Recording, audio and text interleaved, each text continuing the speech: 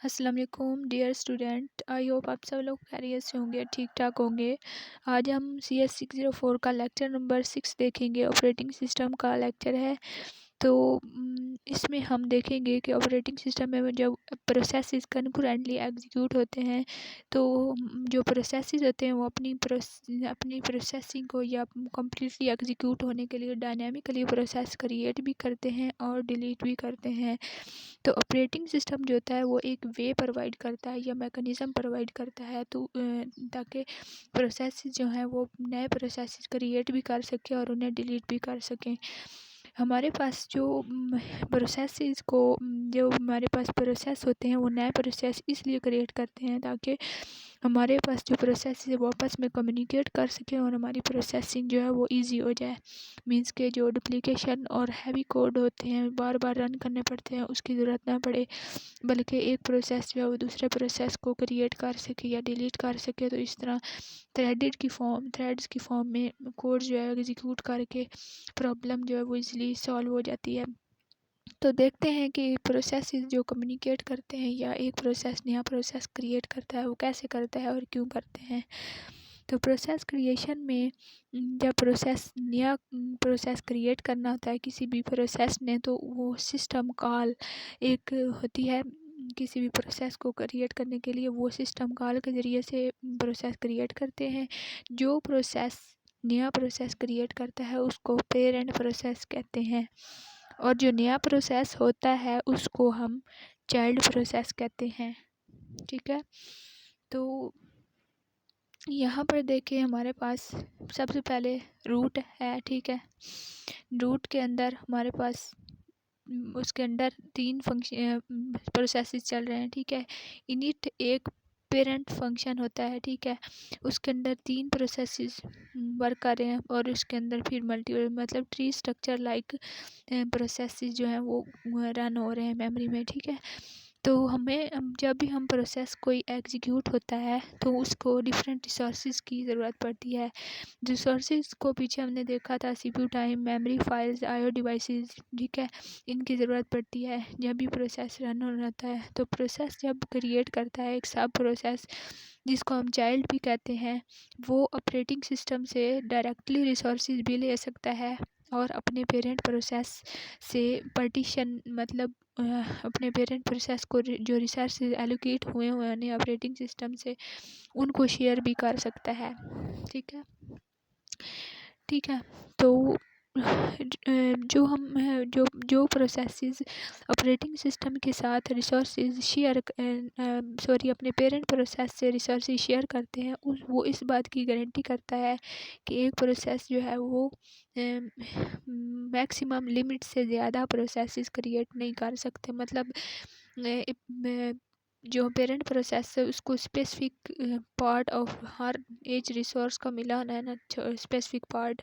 तो उसमें से जब सब प्रोसेसेस शेयर करेंगे तो वो एक हद से ज़्यादा प्रोसेसेस सब पेरेंट प्रोसेस ज़्यादा नहीं क्रिएट कर सकता, उसको limited number of processes create कर सकेगा। ठीक है, तो हमारे पास उन्होंने यहाँ पर बताया हुआ है when a process is created obtain additional to various resources physical resources. और अच्छा, जो हमारे पास लॉजिकल फिजिकल रिसोर्स होते हैं वो कोई भी प्रोसेस जब नया क्रिएट होता है तो उसको चाहिए होते हैं। When a process create a new process to possibilities exist in term of execution. जब भी कोई नया प्रोसेस बनता है तो उसकी एग्जीक्यूशन की टर्म में 2 पॉसिबिलिटीज़ होती हैं। एक तो ये पॉसिबिलिटी होती है कि वो जो प्रोसेस होता है वो कंकरेंटली एग्जीक्यूट होता रहे अपने पेरेंट प्रोसेस के साथ। ठीक है, दूसरी पॉसिबिलिटी ये है कि पेरेंट प्रोसेस वेट करे जब तक चाइल्ड प्रोसेस अपना जो है प्रोसेस वो रन करके एग्जीक्यूट करके टर्मिनेट नहीं कर देता। ठीक है, तो जब जब एक नया प्रोसेस बनता है तो उसको एड्रेस स्पेस भी चाहिए होती है अपना प्रोसेस रन करने के लिए। ठीक है, तो एड्रेस स्पेस की टर्म में 2 पॉसिबिलिटीज़ है हमारे पास नए प्रोसेस के लिए, मतलब चाइल्ड प्रोसेस के लिए। जो चाइल्ड प्रोसेस वो डुप्लिकेट कर लेता है पेरेंट प्रोसेस की एड्रेस स्पेस को। मतलब कि जो पेरेंट प्रोसेस को एड्रेस स्पेस मिली हुई है, एड्रेस स्पेस क्या होती है, एड्रेस स्पेस असल में ये होती है कि हर प्रोसेस, जो भी प्रोसेस एग्जीक्यूट हो रहा था उसका एक प्रोसेस कंट्रोल ब्लॉक होता है। पीसीबी आप लोगों ने पीछे पढ़ा होगा। वो पीसीबी इसलिए असाइन हुआ होता है कि एक प्रोसेस जो है उसकी जो भी उसकी टाइम स्लाइसिस में अगर डिवाइड हुआ हुआ है या थ्रेड्स में डिवाइड होकर मेमोरी में एग्जीक्यूट हो रहा है, ज़ाहिर है सारा प्रोसेस जो है वो उठा के हम मेमोरी में तो रख कर तो नहीं ना एग्जीक्यूट कर सकते, क्योंकि प्रोसेसेस तो इतने बड़े बड़े होते हैं प्रोग्राम्स, और हमारे पास जो होता है मेमोरी वो लिमिटेड होती है। इसलिए फिर प्रोसेस जो है वो थ्रेड्स में डिवाइड हुआ होता है। तो थ्रेड्स को स्लाइसिस की फॉर्म में टाइम एक्सेस मेमोरी में मिलता है, फिर वो वेट करता है, फिर नेक्स्ट स्लाइस एग्जीक्यूट। इस तरह से जो भी उसकी होती है मैनेजमेंट, वो उसकी एड्रेस स्पेस में लिखी होती है कि इतने टाइम के लिए इसका ये थ्रेड एग्जीक्यूट हो रहा है, नेक्स्ट इसका ये थ्रेड होगा। फिर जो भी उसकी वर्किंग होती है उसके पीसीबी में पड़ी होती है, मतलब प्रोसेस कंट्रोल ब्लॉक में पड़ी होती है, जिसको इधर ये एड्रेस स्पेस भी कह रहे हैं। ठीक है, एड्रेस स्पेस कह रहे हैं। तो जो नया प्रोसेस नया एड्रेस स्पेस प्रोसेस क्रिएट करता है ना, चाइल्ड प्रोसेस, तो वो अपनी एड्रेस स्पेस या तो पेरेंट प्रोसेस से कॉपी कर लेता है, मतलब जहाँ पर पेरेंट प्रोसेस पड़ा हुआ है उसकी जगह पर अपनी एड्रेस स्पेस बना लेता है, या उसका अपना कोड होता है, तो उस कोड के लिए हमें अलग से एड्रेस स्पेस असाइन करनी पड़ती है। ठीक है, तो हमें जब भी हमने प्रोसेस ने नया प्रोसेस क्रिएट करना होता है, तो हमें फोर्क सिस्टम कॉल यूज़ करते हैं। ठीक है, तो हर प्रोसेस यूनिक्स में हर प्रोसेस को आइडेंटिफाई करने के लिए एक आइडेंटिफायर यूज़ होता है। ठीक है, आइडेंटिफायर यूज़ होता है जो कि एक इंटीजर होता है। ठीक है, इंटीजर आईडी असाइन हुई होती है हर प्रोसेस को। और जब दोनों प्रोसेसेस जो होते हैं ना, पेरेंट प्रोसेस और चाइल्ड प्रोसेस, दोनों इकट्ठे एग्जीक्यूट हो रहे होते हैं, दोनों जब इकट्ठे होकर एग्जीक्यूट होते हैं, सिर्फ इनमें फ़र्क ये होता है दोनों की एड्रेस स्पेस भी सेम होती है। ठीक है, दोनों में फ़र्क सिर्फ ये होता है कि जो फोर्क सिस्टम कॉल के ज़रिए से नया प्रोसेस या चाइल्ड प्रोसेस बनता है उसकी आईडी जो होती है वो 0 होती है, और जो पेरेंट प्रोसेस होता है वो एक प्रोसेस आइडेंटिफायर रिटर्न करता है। ठीक है, उसकी एक स्पेसिफिक आईडी होती है कोई ना कोई। ठीक है, लेकिन जो चाइल्ड प्रोसेस है उसकी हमेशा आईडी क्या होती है? 0। ठीक है, तो जब हम फोर्क सिस्टम कॉल के ज़रिए से नया प्रोसेस बना लेते हैं, उसके बाद हम एग्जीक्यूट CLP कमांड रन करते हैं। ठीक है, तो CLP कमांड रन करने का क्या मकसद होता है कि हम क्या करते हैं कि जो प्रोसेस पहले से बना हुआ है, जिसने नया प्रोसेस बनाया है, उसकी मेमोरी स्पेस को रिप्लेस कर देता है नए प्रोसेस के साथ। ठीक है, नए प्रोसेस के साथ रिप्लेस करने के बाद जो उसकी मेमोरी फ़ाइल नए प्रोसेस की बाइनरी फ़ाइल होती है उसको मेमोरी में ले आता है, उसके एड्रेस स्पेस में ला के उसको एग्जीक्यूशन स्टार्ट करता है। ठीक है, तो इस तरह से दोनों प्रोसेस जो है वो आपस में कम्युनिकेट करते हैं। ठीक है, जब तक जो चाइल्ड प्रोसेस है वो एग्जीक्यूट होता रहेगा, तब तक जो हमारा पेरेंट प्रोसेस होगा वो वेट करता रहेगा। ठीक है, उसने क्या करना है, चाइल्ड प्रोसेस उसका एग्जीक्यूट हो रहा है, तो पेरेंट प्रोसेस ने अपनी सिस्टम कॉल एग्जीक्यूट करनी है, तो क्या करेगा, रेडी क्यू में चला जाएगा। और जैसे ही चाइल्ड प्रोसेस ने अपनी एग्जिट सिस्टम कॉल रन करनी है, मतलब चाइल्ड प्रोसेस ने टर्मिनेट होना है, तो पेरेंट प्रोसेस वो क्या करेगा, अपनी बाकी की एग्जीक्यूशन जो है वो मुकम्मल तब करनी है उसने जब चाइल्ड प्रोसेस टर्मिनेट कर जाएगा। तो प्रोसेस जो है, जो चाइल्ड प्रोसेस है, वो टर्मिनेट किन किन सूरतों में होता है वो आगे लिखा हुआ है, आगे हम डिस्कस करते हैं। जब भी हम कोई प्रोसेस एग्जिट करता है या डिलीट होता है, उसके बहुत सारी रीज़न्स हो सकती हैं। ठीक है, तो उसकी बहुत सारी रीज़न हो सकती हैं। एक रीज़न तो ये इधर उन्होंने बताई हुई है कि जो रिसोर्सेज उसको मिले हुए हैं ऑपरेटिंग सिस्टम को, सॉरी, जब भी हम कोई प्रोसेस डिलीट होता है या टर्मिनेट करता है तो उसके सारे जो रिसोर्सेज हैं ना वो उससे ले लिए जाते हैं और वापस फ्री कर दिए जाते हैं, डी एलोकेट कर दिए जाते हैं ऑपरेटिंग सिस्टम को। तो अंडर सर्कमस्टांसिस, डिफरेंट सर्कमस्टांसिस हम प्रोसेस को टर्मिनेट करते हैं और उसकी क्या रीजंस हो सकती हैं।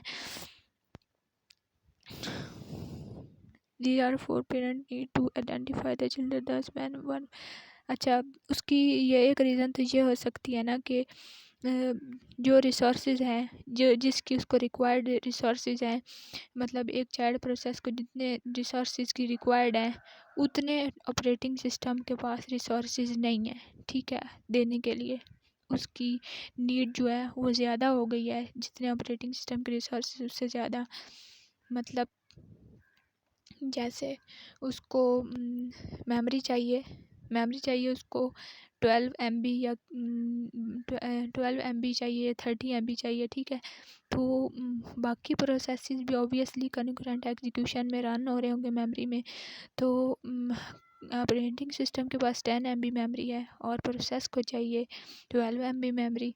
तो वो वक्ती तौर पर क्या करेगा, उस चाइल्ड प्रोसेस जो इतनी मेमोरी मांग रहा है वो वक्ती तौर पर इसको टर्मिनेट कर देगा और जब मेमोरी फ्री होगी उसके बाद उसको रिसोर्सेज जो हैं वो मिल जाएंगे, ठीक है। इस तरह से जब एक्सीड कर जाए उसका नीड तो फिर वो टर्मिनेट हो जाएगा। या फिर उसकी एक टर्मिनेट होने की एक रीज़न ये भी हो सकती है कि जो टास्क चाइल्ड रन कर रहा है उसकी पेरेंट प्रोसेस को अब ज़रूरत ही नहीं है, ठीक है। तो फिर वो क्यों चाइल्ड प्रोसेस एग्जीक्यूट होगा, वो तो बंद ही हो जाएगा। तीसरी रीज़न ये हो सकती है कि जब पेरेंट एग्जिट कर रहा है तो चाइल्ड को भी एग्जिट करना पड़ेगा। ऑब्वियसली जब एक प्रोसेस ख़त्म हो रहा है तो उसके जो चाइल्ड होंगे या जो कुछ भी उसमें हो रहा होगा वो तो एग्जिट होना ही है ना, ठीक है। इसको जब एक पेरेंट एग्जिट होने पर चाइल्ड भी एग्जिट होता है या टर्मिनेट करता है तो उसको हम कैस्केडिंग टर्मिनेशन कहते हैं। आगे उन्होंने एक एग्जांपल दी हुई है। इस एग्जांपल में उन्होंने बताया है कि जब हम एक प्रोसेस टर्मिनेट करते हैं, ठीक है, मतलब चाइल्ड प्रोसेस जो है identify terminate so that the parent tell of its possibly may children has terminate. अच्छा, जब हमने कहा है कि जब एक पेरेंट प्रोसेस टर्मिनेट होता है तो उसके साथ चाइल्ड भी टर्मिनेट हो जाते हैं, लेकिन वो कह रहे हैं कि अक्सर ऐसे होता है कि हम अपनी तरफ से पेरेंट प्रोसेस को डिलीट कर देते हैं या टर्मिनेट कर देते हैं, लेकिन उस सूरत में क्या होता है कि जो प्रोसेसेस होते हैं ना उनको एक और नया पेरेंट मिल जाता है, न्यू पेरेंट मिल जाता है, इनिट प्रोसेस। मतलब ऑब्वियसली अगर एक प्रोसेस है उसके अंडर प्रोसेसेस चल रहे हैं तो जो पेरेंट प्रोसेस उसका भी तो कोई पेरेंट होगा ना, मतलब ग्रैंड पेरेंट, ठीक है। तो चाइल्ड प्रोसेसेस को एक और नया पेरेंट मिल जाता है, उसको यूज़ करके वो एग्जीक्यूट होते रहते हैं, ठीक है।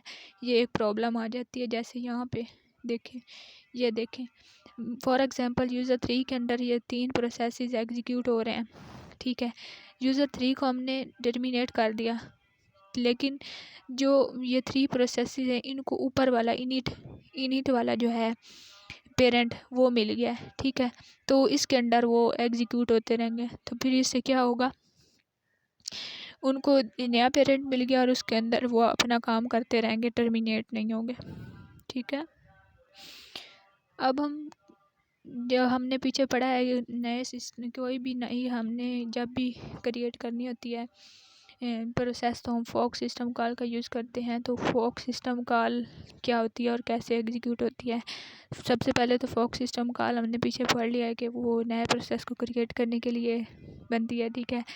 जब नया प्रोसेस होता है उसकी आईडी होती है 0 और जो पेरेंट प्रोसेस होता है उसकी एक आइडेंटिटी होती है स्पेसिफिक, ठीक है। जब कम्प्लीटली सक्सेसफुली फोक सिस्टम कॉल रन हो जाती है तो उसकी आईडी रिटर्न होती है 0। और अगर फेल हो जाए, ठीक है, अगर हमारे पास इन केस अगर हमारे पास फेल हो गई है फोक सिस्टम कॉल तो हम क्या करेंगे, -1 रिटर्न करेंगे, ठीक है। यहाँ पर देखें कोड उन्होंने बताया हुआ है कि अगर हमारे पास प्रोसेस आईडी पिड, उन्होंने इधर इंट पी आईडी कहा है ना, प्रोसेस आईडी अगर को फॉक सिस्टम कॉल किया है, ठीक है, और हमने एग्जीक्यूट किया, अगर प्रोसेस आईडी 0 है तो फिर चाइल्ड प्रोसेस का कोड रन हो, अदरवाइज पेरेंट प्रोसेस। ऑब्वियसली अगर 0 होगा तो वो चाइल्ड प्रोसेस होगा, अगर 0 नहीं होगा, कोई और आईडी होगी असाइन हुई इंटीजर आईडी, तो फिर क्या होगा, पेरेंट होगा। अगर पेरेंट भी नहीं है, चाइल्ड भी नहीं है, मतलब -1 रिटर्न हुआ है, तो फिर उसके लिए क्या होगा, एरर का कोड एग्जीक्यूट होगा।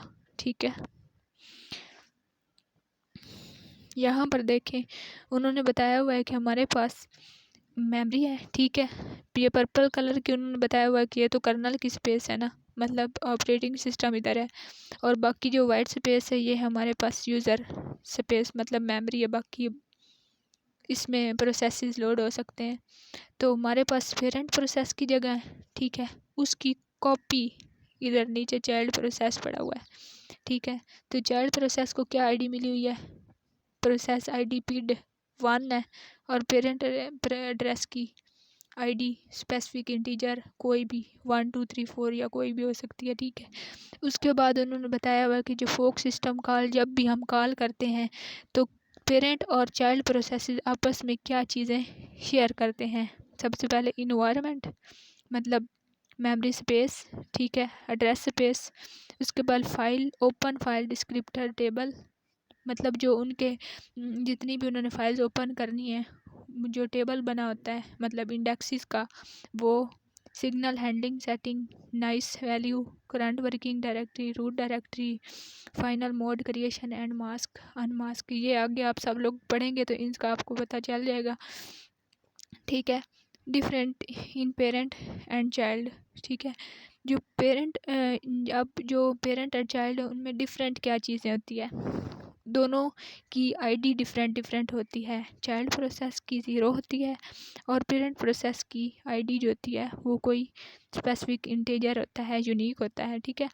Child has its own copy of file descriptor table, ठीक है, उसके चाइल्ड की अपनी एक कॉपी होती है डिस्क्रिप्टर टेबल की। आई होप आप लोगों को लेक्चर समझ आएगा। Thank you till the next lecture.